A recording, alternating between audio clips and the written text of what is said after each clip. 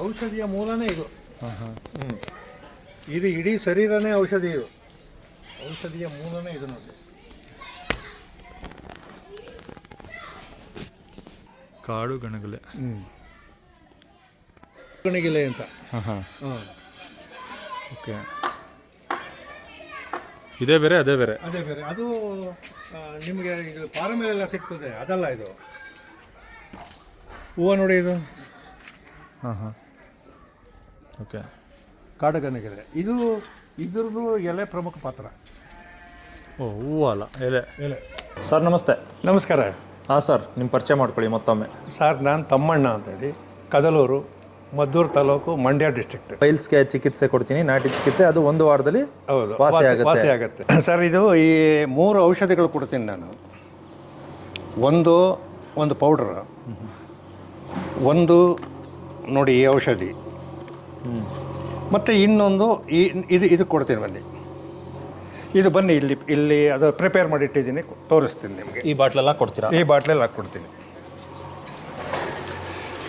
ನೋಡಿ. ಇದನ್ನು ನಾನು ತಯಾರು ಮಾಡಬೇಕಾದ್ರೆ ಇದು ಶುದ್ಧ ಹಸುವಿನ ತುಪ್ಪ ನೋಡಿ. ಅಲ್ಲಿ ಆ ಕಾಡು ಅದು ಅಪರೂಪದ ಸಸ್ಯ. ಅದು ಯಾವುದದು? ಅದು ಆರೆಂಜ್ ಕಲರಾ? ಹೌದು, ಆರೆಂಜ್ ಅಲ್ಲ, ಇದು ಹೂವು ಬಿಟ್ಟಿರೋದು ಪಕ್ಕದ್ದು. ಹಾಂ, ಓಕೆ. ಅದು ಶೋ ಗಿಡ ಅನ್ಕೊಂಡು? ಶೋ ಗಿಡ ಅಲ್ಲ, ಅದು ಕಾಡಲ್ಲಿ ಬೆಳೆಯೋದು ಮಾತ್ರ. ಅದು ಹೌದಾ? ಅದು ಕಾಡು ಹೂವು, ಒಂದು ಕಾಡು ಹೂವು. ಅದು ಕಾಡು ಹೂವು. ಅದ್ರದ್ದು ಮಾಡಿ ಇದರಲ್ಲಿ ಕೆಂಪು ಹೂವು ಇದೆಯಲ್ಲ, ಅದು ಕಾಡು ಹೂವು. ಅದು ಅದನ್ನು ನೀವು ಬಳಸ್ಕೊತೀರಾ? ಹೌದು. ನಮ್ಮ ಔಷಧಿಗೆ ಮೇನ್ ಅದು ನಾಟಿ ಹಸುವಿನ ತುಪ್ಪ. ನಾಟಿ ಹಸುವಿನ ತುಪ್ಪ ಅಂತಂದರೆ ಅದು ನೈಸರ್ಗಿಕವಾಗಿ ಮೇಯ್ದು, ಗೊತ್ತಲ್ಲ, ನಾನು ಆರ್ಗ್ಯಾನಿಕ್ ಫಾರ್ಮರು, ನಾನು ನ್ಯಾಚುರಲ್ ಆಗಿ ಮೇಯ್ದು ನ್ಯಾಚುರಲ್ ಆಗಿ ಮಾಡಿದ್ರು. ಅದರಲ್ಲಿ ಅದಕ್ಕೆ ಗೋಮಯ ಭಸ್ಮ ಎಲ್ಲ ಹಾಕಿ ನೋಡಿ. ಈ ಥರ ಇದು ನೋಡಿ, ಇಷ್ಟೆಲ್ಲ ಮಾಡಿದ್ರೆ ಇಷ್ಟು ಆಯಿಲ್ ಬರುತ್ತೆ. ಎಷ್ಟೆಲ್ಲ ಮಾಡಿದ್ರೆ ಇಷ್ಟೆಲ್ಲ ರುಬ್ಬಿದ್ರೆ? ಈ ರುಬ್ಬಂಗೆಲ್ಲ ಬೇಯಿಸೋದು. ಅದೇ ಗೊತ್ತಾಯ್ತು. ಇಷ್ಟೆಲ್ಲ ಹಾಕಿ ನಾವು ಹಾಕಿದಾಗ ಇಷ್ಟಾಗುತ್ತೆ. ಇಷ್ಟು ಇದನ್ನು ನಾನು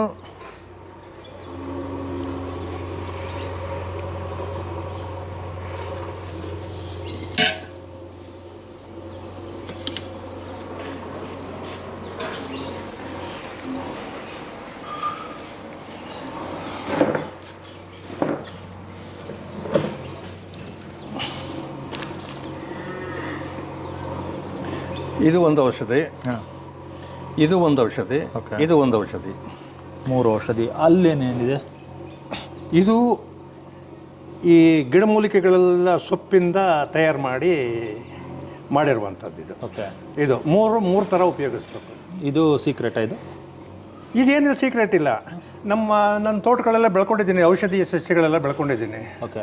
ಅದೆಲ್ಲ ತಗೊಬಂದು ಮಿಕ್ಸ್ ಮಾಡಿ ಇದನ್ನು ಯಾವ ಒಂದು ಔಷಧಿ ಗಿಡಮೂಲಿಕೆ? ಇದು ದೊಡ್ಡ ಪತ್ರೆ ಅಂತ ಬರ್ತದೆ, ಆಮೇಲೆ ಆಡ್ಸೋಗೆ ಅಂತ ಬರ್ತದೆ, ಚಿತ್ರಮೂಲ ಅಂತ ಬರ್ತದೆ, ಮದರಂಗಿ ಅಂತ ಬರ್ತದೆ. ಈ ಥರದವು ಸುಮಾರು ಒಂದು 10 ಸಸ್ಯಗಳನ್ನ ಸೇರಿಸಿ ಈ ಔಷಧಿನ ಪ್ರಿಪೇರ್ ಮಾಡ್ತೀನಿ. ಇದೊಂದಾಯ್ತಾ? ಇದನ್ನು ಉಪಯೋಗಿಸೋ ವಿಧಾನ, ಒಂದು ಪ್ಲಾಸ್ಟಿಕ್ ಪೇಪರ್,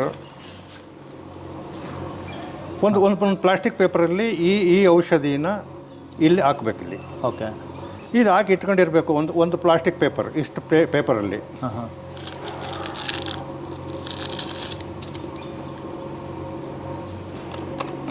ನುಡಿ ಔಷಧಿಯನ್ನು 2.5 ml ಔಷಧಿ ತೊಗೋಬೇಕಿದು. ಇದು 2.5 ml ಔಷಧಿ ತಗೊಂಡು ಇದನ್ನು ನಿಮ್ಮ ಗುದದ್ವಾರದಲ್ಲಿ ಪೂರ್ತಿ ಒಳಗಡೆ ಹಾಕಿ ಇದನ್ನು ಇಂಜೆಕ್ಟ್ ಮಾಡಬೇಕು. ಇದನ್ನು ಮಾತ್ರ. ಇದಾಯ್ತಾ? ಇದಾದಮೇಲೆ ಈ ಔಷಧಿ ಹಾಕಿರ್ತಾರಲ್ಲ ನೀವು, ಈ ಔಷಧಿನ ಒಂದು ಪ್ಲಾಸ್ಟಿಕ್ ಪೇಪರ್ಗೆ ಹಾಕಿರ್ತಾರಲ್ಲ, ಇದನ್ನು ನಿಮ್ಮ ಗುದದ್ವಾರಕ್ಕೆ ಕಟ್ಟಬೇಕು ರಾತ್ರಿ ಹೊತ್ತು. ಓಕೆ. ಇದು ಮಾಡ್ಕೊಂಬಂದರೆ ನಿಮಗೆ 1 ದಿವಸ ತಪ್ಪರು 2 ದಿವಸದಲ್ಲಿ ನಿಮ್ಮ ಎಲ್ಲ ನೋವುಗಳು ಹೋಗುತ್ತೆ. ಬಟ್ 10 ದಿವಸದಲ್ಲಿ ಸಂಪೂರ್ಣ ಗುಣ ಆಗುತ್ತೆ. 2ನೇ ಸಾರಿ ಔಷಧಿ ತಗೊಳ್ಳೋ ಅವಶ್ಯಕತೆನೇ ಇಲ್ಲ ಇದರಲ್ಲಿ. ಇದೇನಿದು? ಇದು ಒಂದು ಪೌಡ್ರ್. ಇದು ಒಂದು ಧಾನ್ಯದಿಂದ ಮಾಡಿರೋ ಪೌಡ್ರು. ಈ ಪೌಡ್ರ್ ಏನು ಮಾಡಬೇಕು ಅಂದರೆ ಬೆಳಗ್ಗೆ 1 ಸ್ಪೂನ್ನ ನೀರಿನಲ್ಲಿ ನೆನೆ ಹಾಕಬೇಕು. ನೀರಿನಲ್ಲಿ ನೆನೆ ಹಾಕಿ ರಾತ್ರಿ ಕುಡಿಬೇಕು. ಬೆಳಿಗ್ಗೆ ನೆನೆ ಹಾಕಿ ರಾತ್ರಿ ಕುಡಿಬೇಕು. ರಾತ್ರಿ ಕುಡ್ದಾದ್ಮೇಲೆ ಇದನ್ನ ಮಾಡ್ಬೇಕಾ?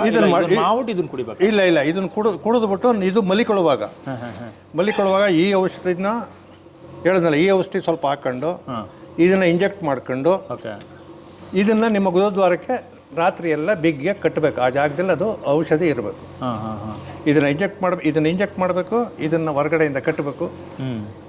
ನಿಮಗೆ 1 ದಿವಸ ಅಥವಾ 2 ದಿವಸದಲ್ಲೇ ನೋವು ಸಂಪೂರ್ಣ ಗುಣ ಆಗುತ್ತೆ. ಹಂಗಂತ ಬಿಡಂಗಿಲ್ಲ. ನೀವು ಅದು ಒಂದು ಕೋರ್ಸ್ ಇದು 10 ದಿವಸ ಉಪಯೋಗಿಸಿದ ಮೇಲೆ ನಿಮಗೆ ಸಂಪೂರ್ಣ ಗುಣ ಲೈಫಲ್ಲಿ ತಿರ್ಗಾ ಬರೋದಿಲ್ಲ.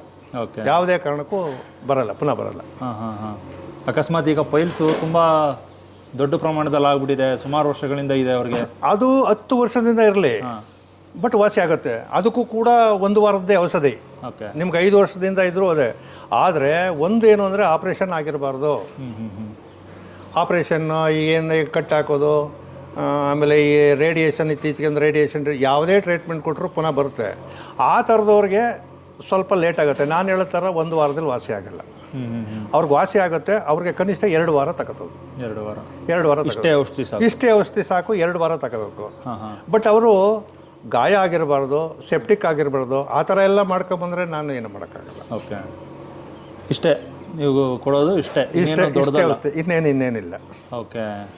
ಇದು 10 ದಿವಸದ ಔಷಧಿಯಲ್ಲಿ ಸಂಪೂರ್ಣ ಗುಣ ಆಗುತ್ತೆ. ಈಗ ಅಕಸ್ಮಾತ್ ನನಗೆ ಪೈಲ್ಸ್ ಇದೆ ಅಂದ್ಬಿಟ್ಟು ಆಸ್ಪತ್ರೆಗೆ ಹೋದರೆ ಎಷ್ಟು ಖರ್ಚಾಗ್ಬೋದು ಮತ್ತು ಎಷ್ಟು ದಿವಸ ಹಿಡಿಬೋದು ಅದು ಪೈಲ್ಸ್ ಗುಣಮುಖ ಆಗೋಕ್ಕೆ? ನೀವು ಹೇಳ್ತಾ ಇದ್ದೀರಾ 1 ವಾರದಲ್ಲಿ ಗುಣಮುಖ ಆಗುತ್ತೆ ಈ ಔಷಧಿಲಿ. ಹೌದೌದು.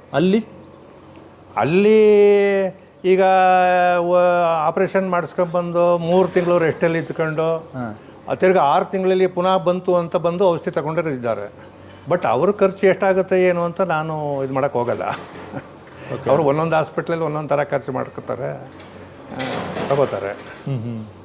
ಬಟ್ ಆಪ್ರೇಷನ್ ಮಾಡಿಸ್ಕೊಂಡವರು ಪುನಃ 6 ತಿಂಗಳು ವರ್ಷದಲ್ಲಿ ಬಂದು ನನ್ನ ಹತ್ರ ಔಷಧಿ ತಗೊಂಡಿರೋ ಜನನೂ ಇದ್ದಾರೆ.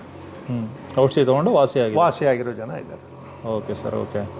ಈಗ ಅಕಸ್ಮಾತ್ ಈಗ ಲಾಸ್ಟ್ ಟೈಮ್ ನಾವು ವೀಡಿಯೋ ಮಾಡಿದ್ವಲ್ಲ, ಆ ವಿಡಿಯೋ ಮಾಡೋಕ್ಕೂ ಮುಂಚೆ ನೀವು ಅಕ್ಕಪಕ್ಕ ಕೊಡ್ತಾಯಿದ್ರಿ? ಹೌದು, ಸುತ್ತಮುತ್ತ ಕೊಡ್ತಾಯಿದ್ರಿ.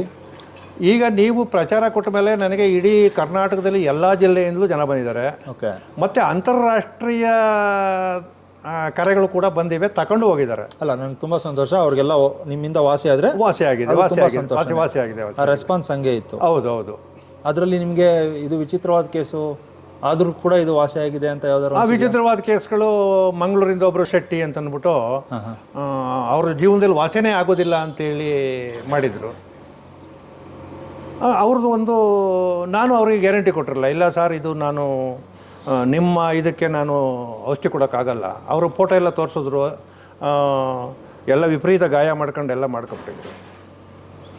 ಇದಕ್ಕೆ ನಾನು ಔಷಧಿನೇ ಕೊಡೋದಿಲ್ಲ ಅಂದೆ. ಇಲ್ಲ ಕೊಡಿ ಅಂದರು. 1 ವಾರದಲ್ಲಿ ಫೋನ್ ಮಾಡಿದರು, ಸರ್ ಏನೂ ಗುಣ ಆಗಿಲ್ಲ ಅಂತ. ಗುಣ ಆಗಿಲ್ಲ ಸರ್, ನಾನು ಹೇಳಿದ್ನಲ್ಲ ಏನೂ ಮಾಡೋಕ್ಕಾಗಲ್ಲ. ತಿರ್ಗಾ 10 ದಿವಸದ ಮೇಲೆ ಮಾಡಿದ್ರು, ಸರ್ ನನಗೆ 50% ರಿಲೀಫ್ ಆಗಿದೆ ಅಂತ. 2ನೇ ಸಾರಿ ಬಂದು ತಗೊಂಡೋಗಿ ಸಂಪೂರ್ಣ ಗುಣ ಮಾಡ್ಕೊಂಡಿದ್ದಾರೆ. ಸಂಪೂರ್ಣ ಗುಣವಾಸ ಆಗಿದ್ದಾರೆ. ಇನ್ನೊಬ್ಬರು ಆಪ್ರೇಷನ್ ಆಗಿ 2ನೇ ಸಾರಿ ಆಪ್ರೇಷನ್ಗೆ ಅಂತ ಹೋಗಿ ಅವ್ರು 2ನೇ ಸಾರಿ ಆಪ್ರೇಷನ್ ಆದರೆ ನಾನು ಜೀವನದಲ್ಲಿ ನಾನು ಆಪ್ರೇಷನ್ನೇ ಮಾಡಿಸ್ಕೋದಿಲ್ಲ ಅಂತೇಳಿ ಅವ್ರಿಗೂ ನಾನು ನಿಮಗೆ ಗ್ಯಾರಂಟಿ ಇಲ್ಲ ಅಂತೇಳಿ ಅವರು ಕೂಡ 1 ವಾರದಲ್ಲಿ ವಾಸಿಯಾಗಿರೋ ಜನನೂ ಇದ್ದಾರೆ. ಸರ್, ಈಗ ಈ ಪೈಲ್ಸ್ಗೆ ಔಷಧಿ ಅದು ಇದು 1 ವಾರದಲ್ಲಿ ಏನೋ ಚಿಕಿತ್ಸೆ ಕೊಡ್ತೀರಾ, ಅದೆಲ್ಲ ಓಕೆ. ಈ ಪೈಲ್ಸೇ ಬರಬಾರ್ದು, ಹೆಂಗೆ ಬರುತ್ತೆ ಪೈಲ್ಸು? ಯಾಕೆ ಬರುತ್ತೆ? ಇವಾಗ ಸರ್, ಈಗ ನಮ್ಮ ಆಹಾರ ಸಮಸ್ಯೆಗಳು, ಆಹಾರ ಪದ್ಧತಿನೇ ಮೇನ್ ಕಾರಣ. ಆಹಾರ ಪದ್ಧತಿನೇ ಮೇಯ್ನು. ಯಾಕೆಂದರೆ ಹಿಂದೆ ನಮ್ಮ ಪೂರ್ವಿಕರಿಗೆ ಇಷ್ಟೊಂದಿರಲ್ಲ, ಯಾರಿಗೋ ಒಬ್ರಿಗೆ ಬರ್ತಾಯಿತ್ತು.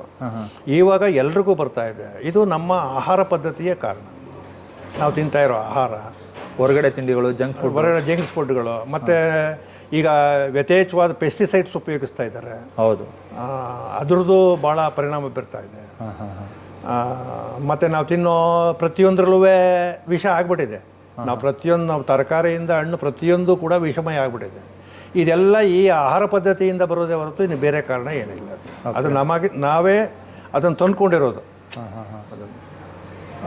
ಬಾಡಿ ಹೀಟ್ ಆದರೆ ಇದು ಬರುತ್ತೆ ಅನ್ನೋ ಒಂದು ಇಲ್ಲ ಆ ಥರ ಅದೇನಂತಂದರೆ, ಅದು ಬಂದಾಗ ನೀವು ಸ್ವಲ್ಪ ತಂಪು ಮಾಡ್ಕೊಳ್ಳೋದು, ಮಜ್ಜಿಗೆನ ಊಟ ಮಾಡೋದು, ಈ ಥರ ಮಾಡಿದಾಗ ನಿಮಗೆ ಸ್ವಲ್ಪ ಪ್ರಮಾಣದಲ್ಲಿ ಕಡಿಮೆ ಆಯ್ತದೆ. ಅದಕ್ಕೆ ಜನ ಏನು ಮಾಡ್ತಾರೆ, ಅದು ತಂಪು ಮಾಡ್ಕೊಂಡ್ರೆ ಕಡಿಮೆ ಆಯಿತು, ಹೀಟಿಂದ ಬಂದದೆ ಅಂತ.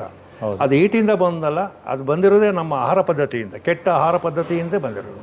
ಓಕೆ.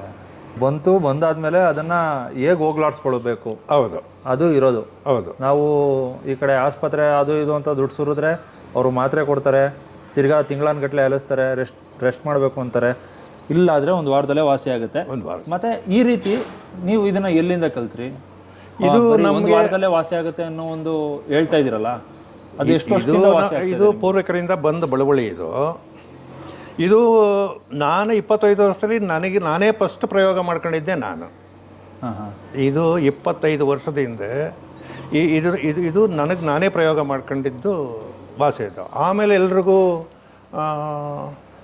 ನಮ್ಮ ಸುತ್ತಮುತ್ತ ಗೊತ್ತಿರೋರು ಕೊಟ್ಕೊಂಬಂದು ಆಮೇಲೆ ಇಲ್ಲಿ ನಮ್ಮಲ್ಲಿ ಸುತ್ತಮುತ್ತ ಗೊತ್ತಿತ್ತು, ಸುಮಾರು ಜನ ತಗೊಂಡು ಹೋಗ್ತಾಯಿದ್ರು. ಇದಕ್ಕೆ ಮೇಯ್ನು ಹಸುವಿನ ತುಪ್ಪ ಸರ್. ಇದಕ್ಕೆ ಈ ಔಷಧಿಗೆ ಮೇಯ್ನೇ ಹಸುವಿನ ತುಪ್ಪ. ಓಕೆ. ಹಸುವಿನ ತುಪ್ಪ ಅಂದರೆ ಎಲ್ಲ ಹಸುವಿನ ತುಪ್ಪನೂ ಆಗೋದಿಲ್ಲ.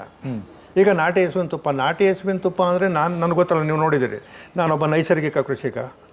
ನಾನು ಯಾವುದೇ ಕೆಮಿಕಲ್ ಫರ್ಟಿಲೈಸರ್, ಪೆಸ್ಟಿಸೈಡ್ಸ್ ಸರಿ ಉಪಯೋಗಿಸೋದಿಲ್ಲ. ಈ ಥರ ನ್ಯಾಚುರಲ್ಲಾಗಿ